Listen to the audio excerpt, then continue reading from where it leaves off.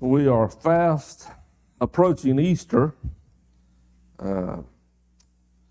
Seems like it goes from not realizing it's that time of year to it just comes rushing at you faster and faster, kind of the way Christmas does, seems like.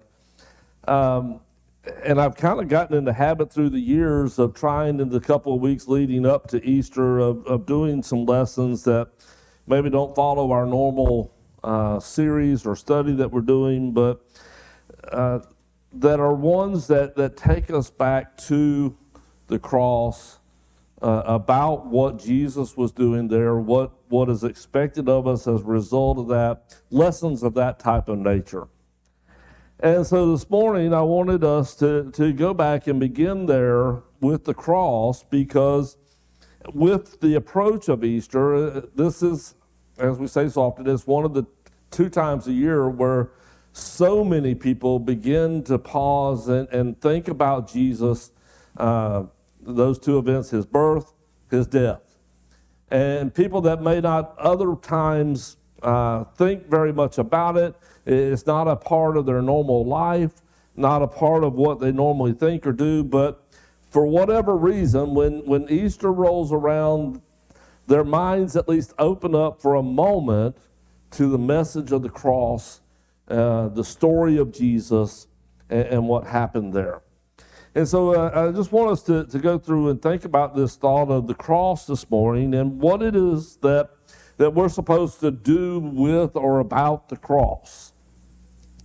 And you may see in the notes that were back there, the cross is one of those things that has become popular as symbology of Christianity.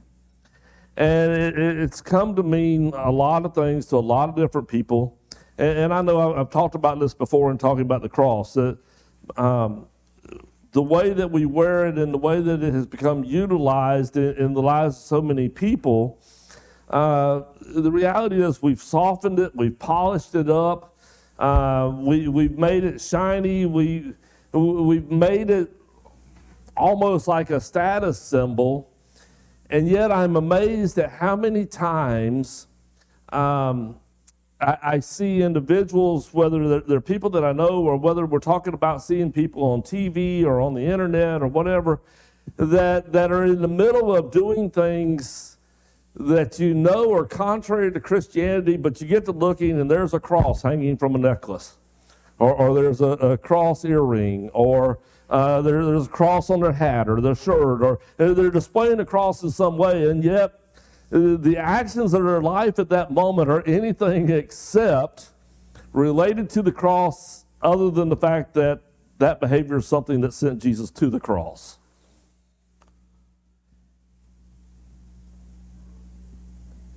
And as I usually say with this, I don't want anyone to leave this morning saying, well, Daniel's just against me wearing jewelry of the cross. I'm not against it.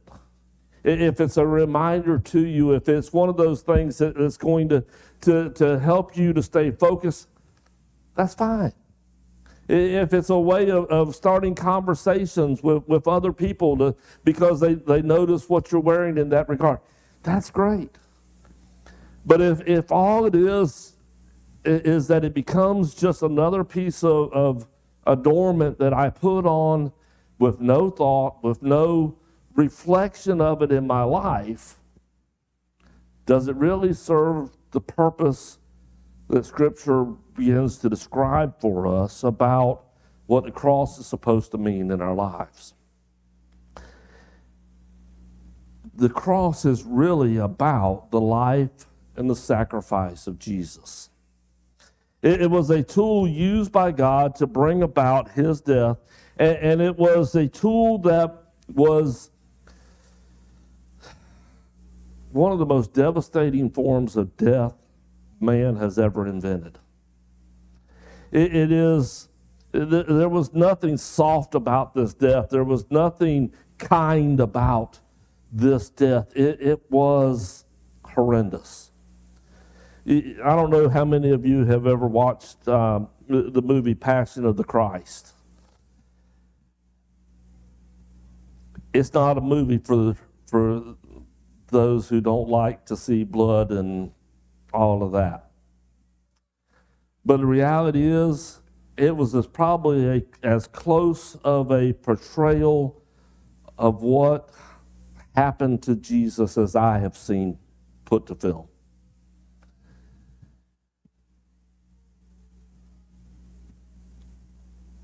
And the reminder that we take from the cross as we continue to see it and use it is Jesus went there for me.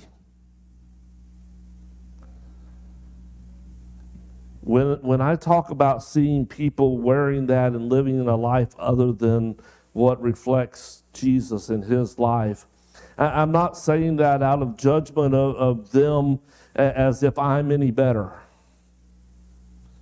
I'm guilty of sin. We all are, Paul tells us.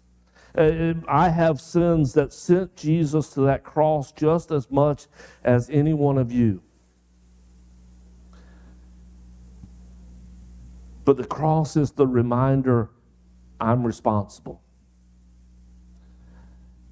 And Jesus loved me enough to go there anyway. He had every reason to leave me lost and on my own, set for destruction.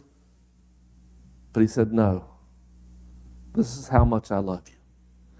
I'm going through this on your behalf. It became the tool that God used to enable our salvation. But as we've talked about before, the cross is the tool. The real action of it is what Jesus went and did and accomplished through the cross. Look at 1 Timothy chapter 2, verses 5 and 6 with me. Paul there writes a reminder to the young preacher Timothy as he's encouraging him and telling him, here's what you need to be teaching. Here's what you need to be sharing with those around you. He gives this reminder, for there is one God and one mediator between God and mankind, the man Christ Jesus, who gave himself as a ransom for all people. This has now been witnessed to at the proper time. Jesus had made a statement that we refer to a lot of times. I am the way, the truth, and life. No one comes to the Father except through me. That is the reminder that Paul is talking about here as he writes to Timothy. Only Jesus could accomplish what was accomplished at the cross. There's no other person that could have went there and been crucified that day in that way and accomplished what Jesus accomplished. It was a solely unique act because of God coming to dwell among us and giving himself in that way. Giving that ransom that bought us back from the wages of sin. And while at the time it was a very public, a very spectacle event where the people were chanting for his death, where the crowds were gathering around and mocking him openly in front of each other, the cross for us is intended to become a very personal event. Galatians chapter 2 and verse 20, Paul says that I have been crucified with Christ. And I no longer live, but Christ lives in me. The life I now live in the body, I live by faith in the Son of God who loved me and gave himself for me. It is Paul's way of reminding us, one, I'm the reason Jesus went to the cross. If everybody else in the world would have been able to make grade and not needed Jesus, and I needed him because I was imperfect, he would have still came and died in my place. And Paul says, that is I have been crucified with Christ. He was taking my place, literally. And so there needs to be this aspect, this personal relationship, this personal aspect of the crucifixion of Christ with the crucifixion of who I was that was the reason for him being there. Because of that, I'm not going to live the way that I was living before. Or at least I'm going to make every effort not to live that way. I'm going to strive instead to live like Christ. Until the cross, until the death of Christ becomes something very personal to me, the reality is it's never going to accomplish a whole lot in my life. That may sound like a strange statement to some of you. But the reality is there are too many times where we go through life trying to rationalize and think about, well, I'm not really that bad of a person. So-and-so over there, look at how they live. They're so much worse than anything I've ever done. And we almost get to this point where we get so focused on, well, Jesus had to die for people like that. And we start trying to kind of leave ourselves out of it to make ourselves feel better about ourselves. Until I get to the point where I can honestly look at my own life and say, Jesus was there because of me, then his death is never going to have the same level of meaning for me. So if I arrive at the point where it's personal, what can I do with the cross? What can I do because of the cross? What does it become a being about in my life? And Jesus says the answer is we can take up that cross. Matthew chapter 16, verse 24, Jesus said to his disciples, whoever wants to be my disciple must deny themselves and take up their cross and follow me. Now, that's not a literal cross. It is the proverbial, the symbolic cross. I'm going to go through and endure the hardships and the things like Jesus in order to make what he went through meaningful in my life. Not so that I can take up a cross and provide my own salvation. That's impossible to do. But so that I can share in what Christ went through. So that I can understand to some degree the sacrifice that he was truly making on my behalf. And so what does it mean to take up that cross? It means that I've got to find some humility in my life, ever-increasing measure of humility, because only the humble are going to be willing to pick up the cross. It is the attitude Jesus displayed, willing to leave the glories of heaven and come and live among us, and that humility to go to the cross. Luke chapter 22, in verse 42, Jesus said, Father, if you are willing, take this cup from me, yet not my will, but yours be done. We understand there was an equality between Jesus and God because he is God. The description of their unity that Jesus gives in John chapter 17 as he prays for this situation, and prays for the disciples, and later prays for us and our unity with God. He describes it as, I want them to be able to be so one with you just like I'm one with you. They were one in thought, one in purpose, one in mission, one in every aspect. And yet, as Jesus approached this time to finally go to the cross, it was weighing so heavy on him that there was a part on the human side of him that wanted to find a different way to accomplish this. And so he prayed, Father, if there's a way, take this cup from me. Soften this, make it different, do something that will change what I'm about to have to go through. But there was a humility, there was a submission there that says, not my will, but yours. I know this has been the plan from the very beginning. I know this is what we mapped out before we even set this creation in motion. I know this day was coming. I know this day is needed. And so I submit myself to that plan. regardless. Philippians chapter 2 and verse 8 describes it as Jesus being found in appearance as a man. He humbled himself by becoming obedient to death, even death on a cross. Peter tells us, 1 Peter chapter 5 verse 6, so humble yourselves, therefore, under God's mighty hand, so that he may lift you up in due time. Now, Peter is making reference to the fact that after the death of Christ on the cross, God didn't leave him in the tomb. Instead, he raised him to walk in newness of life again, just as he tries and strives to do with us if we submit ourselves to God. Doing that means that if I'm going to pick up my cross and walk with Christ, that there are some things that I've got to put down. Obviously, if we're talking about humility, we're talking about setting down pride. Psalms chapter 10, verse 4, in his pride, the wicked man does not seek him. In all his thoughts, there is no room for God.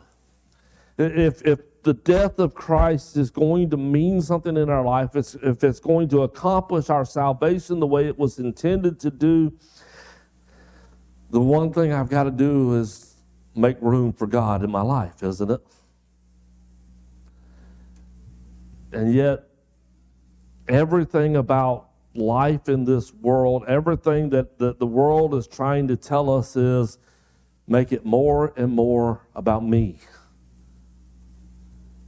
More of what makes you happy, more of what pleases you, more of your benefit, more of your gain.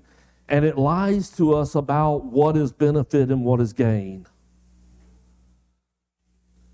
What good does it do for a man to gain the whole world and lose his soul? True gain is gaining the life that Christ died to give us. Jesus also told us that there's times when it means we may have to set family aside, may have to set friends aside. Matthew chapter 10, verse 37 says, anyone who loves their father or mother more than me is not worthy of me. Anyone who loves their son or daughter more than me is not worthy of me. Is Jesus saying don't love them? No. But he's saying if it comes down to a choice between them and me, who you got to choose? If it really comes down to that choice, I've got to choose Jesus. I've got to choose God. It may mean that there are opinions that I have to set aside. Jeremiah chapter 10, verse 23, Lord, I know that the people's lives are not their own. It is not for them to direct their steps.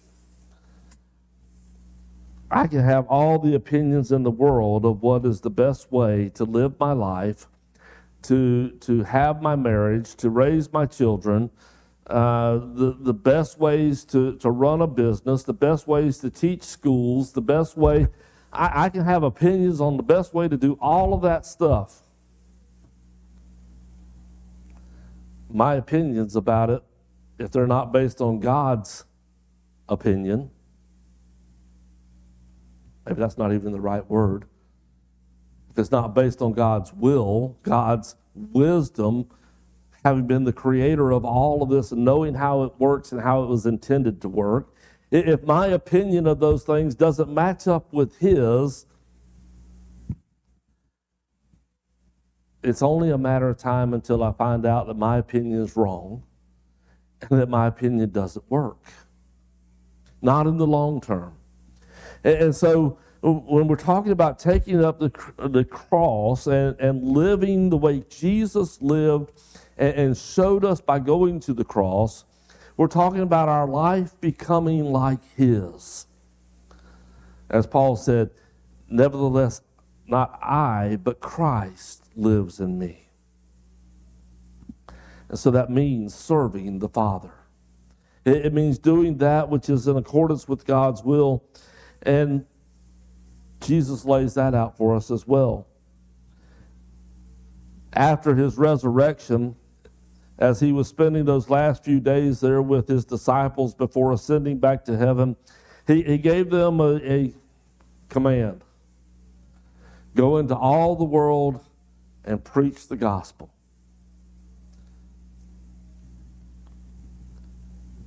The best thing that I can do with the cross, after making sure that it's applied in my life, after making sure that I have made the death of Christ something that is a personal, life-changing, soul-saving event in my life,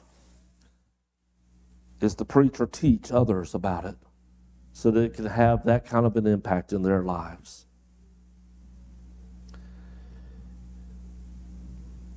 We sing a lot of different songs.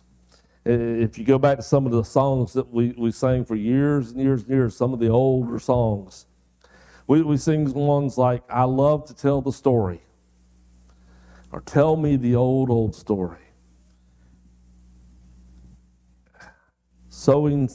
Are you sowing, what's the title? Are you sowing seeds of the kingdom? I probably got that title messed up.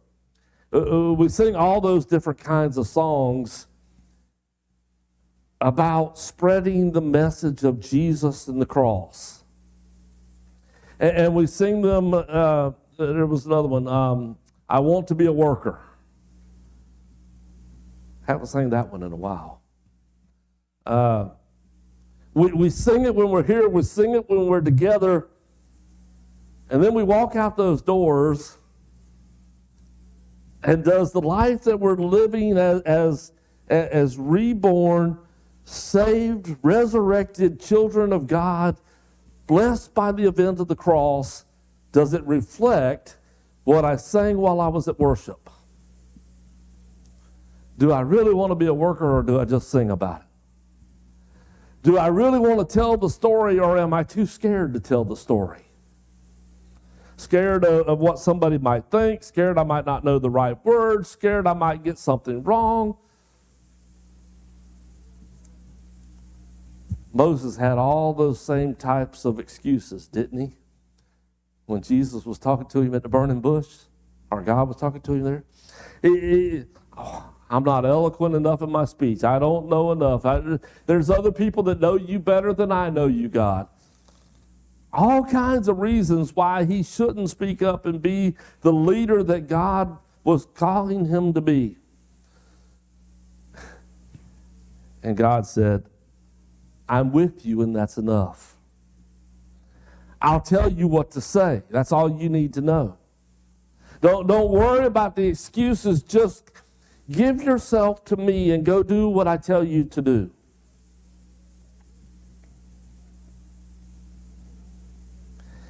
That same advice that God was giving to Moses applies to us today.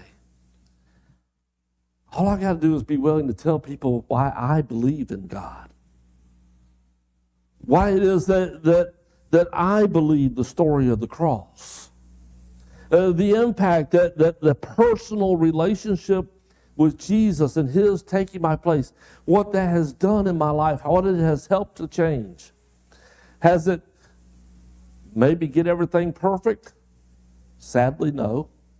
I still make mistakes. I still find myself having to go back to the cross and say, God, here's another thing that I've messed up. I need to add this to why Jesus was there. Thank you for taking it. Thank you for making me whole again.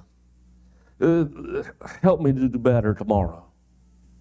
Help me do better today. And I can share that with people. I've got to be willing to open up and share my mistakes in order to be able to share how God has fixed my mistakes. There's power in that when we're willing to open ourselves up to people in that way and say, I'm not perfect, and I'm not trying to say that I'm better than you. I'm saying I'm as lost as you are. And the only way out of this for either one of us is through Jesus Christ and what he did at the cross. And so I've got to preach the cross. I've got to preach the word, the message of what Jesus did for us. 1 Corinthians chapter 1, verse 17 to 18, Paul writes, for Christ did not send me to baptize, but to preach the gospel. not with wisdom or eloquence, lest the cross of Christ be emptied of its power. For the message of the cross is foolishness to those who are perishing, but to us who are being saved, it is the power of God. Paul finds himself feeling very much like Moses. I'm not all that eloquent. I'm not the best speaker. And guess what? That's to your benefit. I stumble on passages. I stumble on words sometimes. I stumble in my memory. That's to your benefit. Why? Because it allows you to know that Paul was not the perfect person behind the message that brought you salvation. It means that I, as a minister, I'm not the one who's bringing power to the message and doing anything. When you leave out of here and you tell me, hey, that was a good lesson today, had nothing to do with me. I mess up all the time. I stumble on things. I misquote things sometimes. I don't do it intentionally. But if it had an impact in your life, it was not because of the way I wrote or delivered the lesson. It was because God was delivering the message to you through the power of Jesus and the cross. Because you opened yourself up to allow God to speak to you in that way.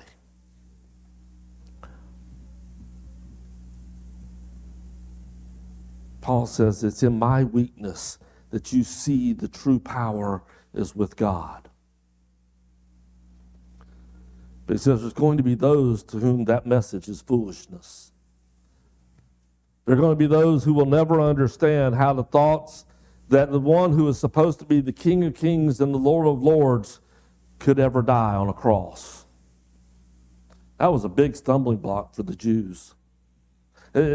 He was supposed to be the invincible. He was supposed to be the one who was going to lead them out of bondage. He was supposed to be the one who was going to sit on the throne of David forever and ever and restore all of the glory of their kingdom. And how could that be done by somebody who was convicted and killed on the cross?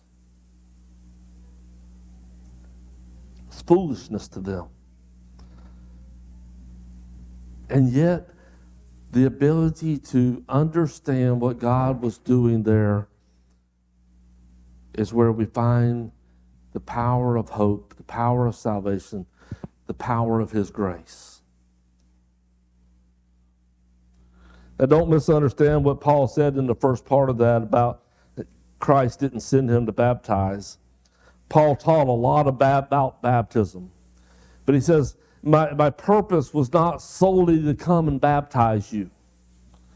John the Baptist had a mission of going and baptizing people. He preached a message of repentance and called people to come out for that purpose.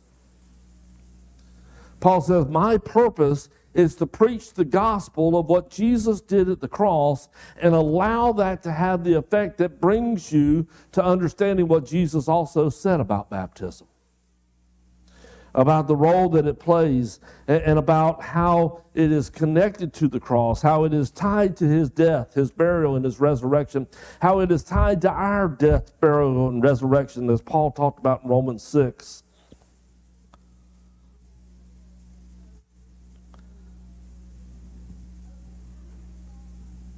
Paul told Timothy, as we read 2 Timothy 4:2, preach the word, be prepared in season, out of season, correct, rebuke, encourage with great patience and careful instructions. We're going to have moments in our lives where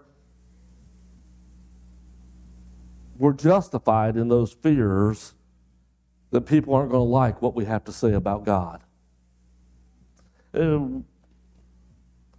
We've got brethren today in China and other parts of the world that have a very real reason to be afraid about speaking up for Christ, because there are people there willing to put them to death for it.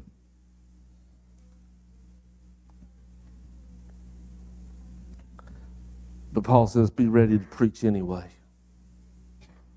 in season, out of season. When God is popular, when people are turning to Him, when tragedy has hit our country and we gather at the steps to sing God Bless America. They want to hear the message of God's love at that moment, don't they?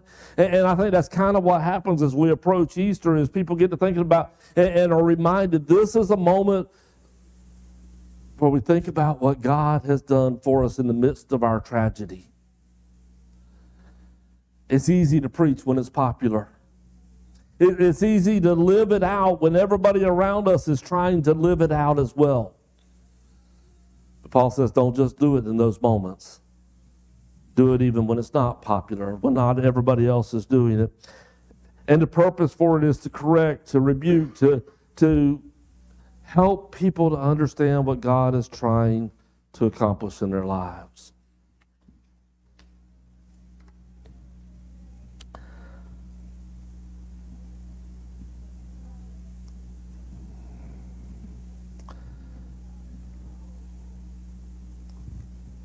What does preaching the cross entail?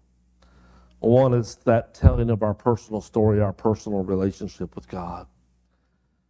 But it's teaching about how we are redeemed.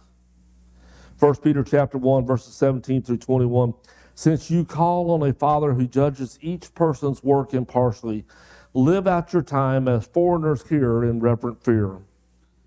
For you know that it is not with perishable things such as silver or gold that you were redeemed from the empty way of life handed down to you from your ancestors, but with the precious blood of Christ, a lamb without blemish or defect.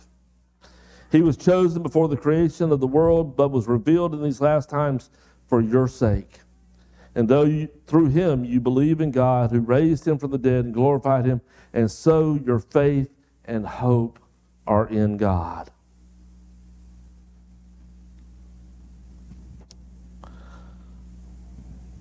I got a lot more notes, and I don't have a lot more time. So I'm going to pull an audible here this morning. I'm going to save the last part of this lesson and add to it for next week. Kind of a good stopping point here. We have a very simple message. One that's so simple that, again, sometimes people think it's foolishness. They think it's too simple to really be like it is. But what God is calling us to, one, try to live it. Two, try to share it. We'll talk more about some of this other next week. This morning, as we always do, we want to extend an invitation. And the reason we extend that invitation is because a little over 2,000 years ago, Jesus offered the prayer that we read earlier. Father, let this cup pass from me, but not my will, but yours be done. And when he finished that prayer, Judas and the soldiers came and arrived. They took him before the Sanhedrin. They put him on a mock trial, and then they took him to Pilate, where he was beaten for our sake, where he was nailed to a cross and died in our place. That was the extension of an invitation by Jesus. You're lost in sin, but I love you. I want a relationship with you for eternity. That was the invitation he was extending. And so today we continue to extend that invitation because Jesus is still saying, I want that relationship with you. It's what I went through all of this for.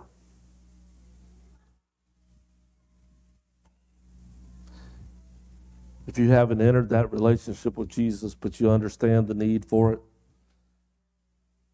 why wait?